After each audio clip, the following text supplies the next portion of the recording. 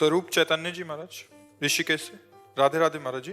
महाराज जी, एक संत जी ने स्वप्न में आकर राधा नाम लेने को कहा, या एक प्रकार से नामदान कह सकते हैं। आगम ग्रंथ इसका क्या वर्णन करते हैं महाराज जी, मार्गदर्शन करें।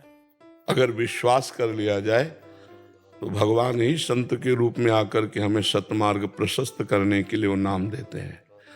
संत और भगवंत में अभेद स्थिति है।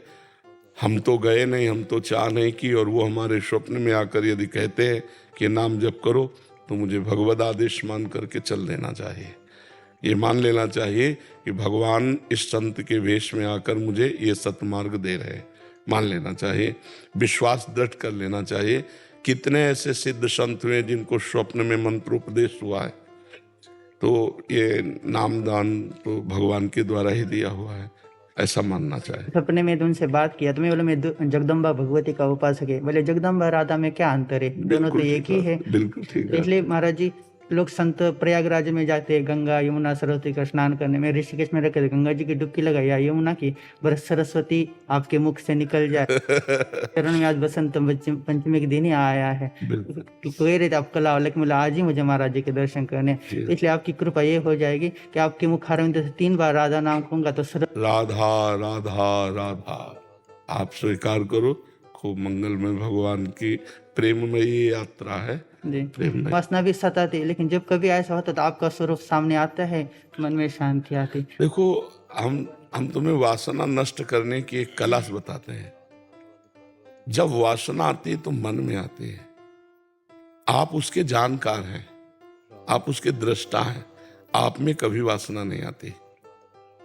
ऐसा अनुभव करते हैं आप, ऐसा आप जानते हैं, ऐसा आप मानते हैं, क्योंकि आत्मा निर्विकार है और अंतःकरण विकारी है। तो विकार में ही विकार आते हैं। प्रकृति के विकार आत्मा में कभी नहीं आ सकते। आत्मा का प्रतिबिंब अंतःकरण में जो अहम रूप से पड़ रहा है, उसी से संचालित हो रहा है। बकाया आत्मा में कभी कोई विकार नहीं आ सकता। और आप हैं आत्मस्वरूप, और विकार अंतःकरण में है। यदि आप विचलित ना हो, यम ही न व्यथयन्ते ते पुरुषम पुरुषर्षभ सम दुखा सुखाधीरम स्वमृतत्वाय कल्पते। जो आए हुए अंतःकरण में विकारों को दृष्टा भाव से देखता है और विचलित नहीं होता, सुख दुख में समान भाव रखता है, वो परम पद का अधिकारी हो जाता है, वो अमृत पद का अधिकारी हो जाता है। तो जब विकार आवे तो आप विचलित मत हो, बस गंभीरता से उसे देखते रहो, खत्म हो जाएगा। वो टिकाऊ नहीं है। मात्रा स्पर्शास्तु कौन्ते शीतोष्ण सुख दुखदा आगमा पाइनो अनित्यास तास्ति तिक्षस्व भारत। भारत अर्जुन को संबोधन, मतलब हम सब भारत ही हैं, भगवान के हैं। तो भगवान मानो हमें संबोधन कर रहे हैं कि ये जो इंद्रियों के स्पर्श के सुख दुख हैं, अनुकूलता प्रतिकूलता है, काम आदि दोष हैं, इनको सहो। ये सहने से नष्ट हो जाते हैं, भोगने से बढ़ते हैं। अपने तो विरक्त हैं, भगवान की चरण रज की सामर्थ्य से सहना ही हमारे लिए परम कर्तव्य है। तो वो हमारे में नहीं आते, वो हमारे मन में आते हैं। पर हम उस समय मन में तदात्म हो जाते हैं, बस तभी परेशानी होगी। मेरे में नहीं आ रहे, अंतःकरण में आ रहे हैं। हर बार काटते रहो, मेरे में नहीं, अंतःकरण, मैं इसको देख रहा हूँ, ये मेरे में नहीं है, मैं देख रहा हूँ।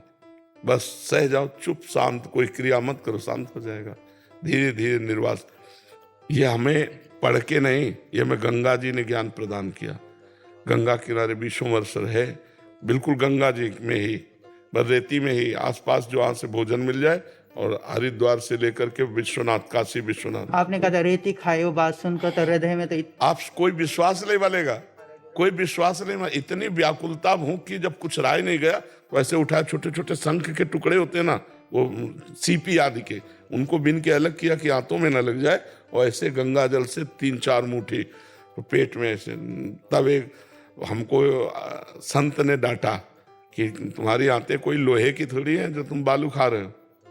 कई दिन भोजन नहीं मिलता, अब गंगा जल कहाँ तक पिए, जब अन्न हो तो पानी की मांग हो। तो भी एक दिन मन में आया कि यार बालू भी तो भगवत स्वरूप है, पाओ इसी को। तो भगवान ने संत को दिखा दिया, उन्होंने डांट लगाया, उन्होंने कहा आज के बाद मत पाना अगर हमारी बात मानोगे। संतों की बात भगवान की बात है। जब अगर वो कह दें इधर से जाओ, तो फिर हमें उधर एक कदम रख देना चाहिए।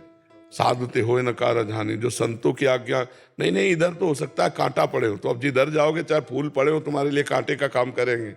और अगर उन्होंने कह दिया इधर से जाओ कांटे हैं, तो वो तुम्हारे प्रारब्ध का नाश करके भगवत प्राप्ति कराने वाले बनेंगे। तो भगवान का आश्रय रखे, विचलित ना हो। हमने कभी शरीर को अपना मैं माना ही नहीं। सर्दी गर्मी बरसात भूख प्यास सब, हमें कंबल से सर्दी में डर लगता था कि अगर मैं कंबल ओढ़ा मेरी आसक्ति हो गई, तो कंबल से सांप की तरह डर लगता था।